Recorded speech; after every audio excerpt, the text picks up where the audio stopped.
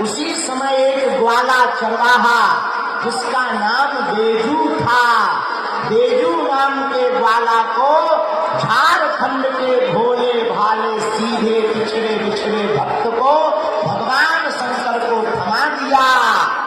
और रावण जब लघु शंका करने गया तो बेजू ने विचार किया कि ये रावण ले जाके लंका में विदेश में जाकर शंकर जी को बैठाएगा, हम तो झारखंड में ही शंकर जी को विराजमान कर देते हैं ताकि पूरी दुनिया देवघर में ही आती रहे। जहां विराजमान करवाया लौटकर रावण से भोले बाबा नहीं उठे। उसी दिन से इस स्थान का नाम हो गया बैजनाथ, क्योंकि भोले बाबा सब नाथों के नाथ हैं। किसके नाथ हैं? सबके। भोले बाबा नाथ हैं। अच्छा, जिस जगह पर भोले नाथ हो वहां कौन अनाथ होगा? सब सनाथ होंगे, क्योंकि भोले बाबा सबके नाथ हैं। और मेरे प्रियजनों, झारखंड के पागलों, यहाँ देवघर में वैद्यनाथ हैं तो यहाँ कोई अनाथ नहीं है, सब अनाथ हैं। भोले बाबा विराजमान हो गए, नाम वैद्यनाथ पड़ गया। ऐसे महादेव यहाँ विराजमान है। इन्हीं का एक अवतार है हनुमान जी महाराज का। शंकर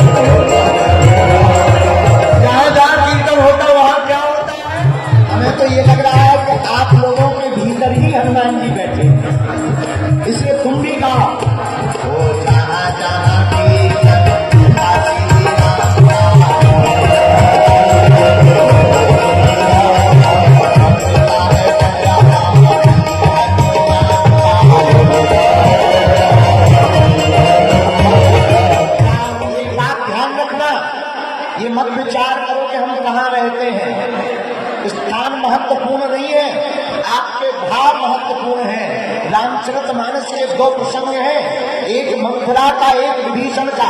राम के राज्य में रह करके मथुरा सुधर नहीं पाई और रावण के राज्य में रह करके विभीषण बिगड़ नहीं पाया।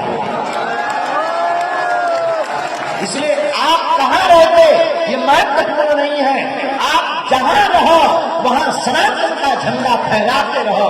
यही राम राज्य है, यही राम कथा का सार है। बोलो जय सिया राम, जोर से बोलो और जोर से बोलो। तो हनुमान जी की कृपा पाने का उपाय है राम जी की भक्ति। क्या उपाय है? बोलो बोलो बोलो बोलो। अच्छा, अब राम जी को पाने का उपाय क्या है? भोलेनाथ से निराला शंभुनाथ से अधिक कोई नहीं, अधिक कोई। हनुमान जी राम जी से किससे मिलवाएंगे? राम जी किससे मिलवाएंगे? अच्छा महाराज जी, ये जटाओं का मुकुट क्यों है? जटाओं का मतलब है विचारों से। भोले बाबा जटाओं का मुकुट इसलिए धारण करते हैं कि हमारे विचार एकत्रित रहे। इसलिए भोले बाबा पहला श्रृंगार जटाओं का करते हैं। जटा विचार को एकत्रित करती, विचार का संबंध भी सिर से है, जटाओं का संबंध भी सिर से है। लेकिन जो अपने बालों को एकत्रित कर लेते हैं लेकिन विचार को एकत्रित नहीं कर पाते, उनकी जटा बनाना व्यर्थ हो जाता है। और जिनके विचार एक होकर के राममय हो जाते हैं वही जटाधारी कहलाता है। भोले बाबा का पहला श्रृंगार है जटा। दूसरा श्रृंगार है चंद्रमा। क्या है? बोलो बोलो बोलो। चंद्रमा क्यों धारण किए मस्तक पर? भगवान महादेव चंद्रमा का धारण इसलिए किए हैं क्योंकि चंद्रमा मन का देवता है। मन को बस में करने के लिए, मन को एकाग्रचित करने के लिए बहुत लोग हमारे पास आते हैं, गुरुजी हमारा मन नहीं लगता, कथा में मन नहीं लगता, भक्ति में मन नहीं लगता, पूजा पाठ में मन नहीं लगता, ठटनी के बड़े मोबाइल चलाने में लगता है। अच्छा फिल्म दिखवा लो, पूरी रात देखते रहेंगे और कहो भाई सीताराम जपो, सीताराम रामायण पढ़ो। गुरुजी नेत्र दर्द कर रहे हैं, आंखें फिरा रही, नक कटा, मोबाइल चलाने में नहीं है लेकिन मन बड़ा विचलित रहता हो।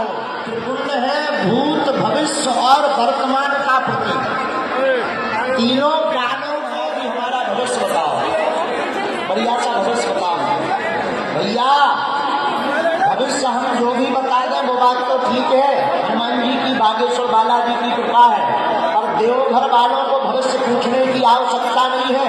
भूत भविष्य और वर्तमान तीनों को राइट फाइट करने वाले देवता वैद्यनाथ भगवान यहाँ पर विराजमान है। भूत भविष्य वर्तमान तीनों राइट फाइट कर सकते हैं। बोलो हर हर महादेव, हर हर महादेव। यह भोले बाबा का चौथा श्रृंगार हुआ।